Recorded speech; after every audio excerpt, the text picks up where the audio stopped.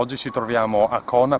Cona è una frazione di Ferrara e ospita questa villa ottocentesca che, come per l'episodio di Aguscello, visiteremo solo dall'esterno perché è pericolante.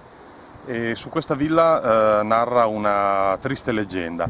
Si racconta che alla fine degli anni '80 quattro ragazzi, quattro giovani, cercarono di entrare al suo interno e ci passarono l'intera giornata in cerca di fantasmi, di mistero, di chissà che cosa, di qualche emozione.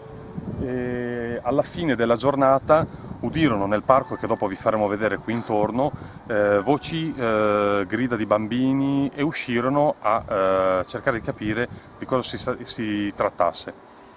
Ad un certo punto, mentre erano fuori, oramai l'imbrunire era calato sulla zona, videro da quelle finestre, e sono le uniche attualmente aperte della villa, una signora anziana molto arcigna che li invitava ad andare via e li malediva. Questo racconta la leggenda.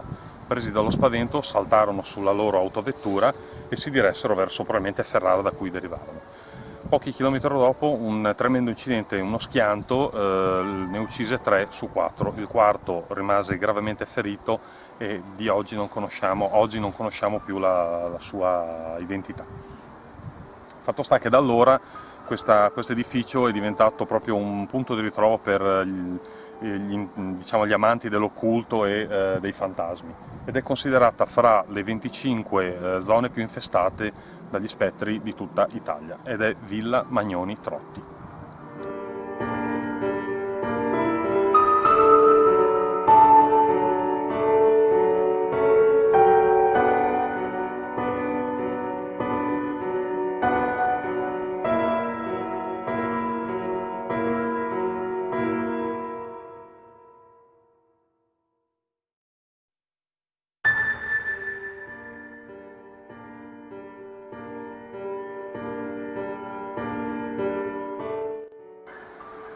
Siamo ancora qua a Villa Magnoni, sul retro. Come vedete è tutto completamente pieno di vegetazione ed è impossibile entrare.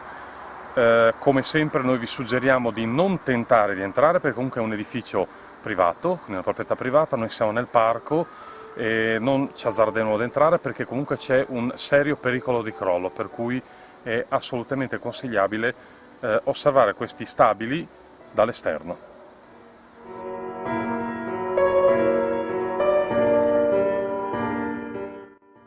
Stiamo uscendo ora dal parco di Villa Magnoni, che abbiamo appena visitato, dove non abbiamo però rilevato nessun tipo di attività misteriosa o paranormale, per quanto la zona sia pervasa da una sensazione di mistero e qualcosa di opprimente.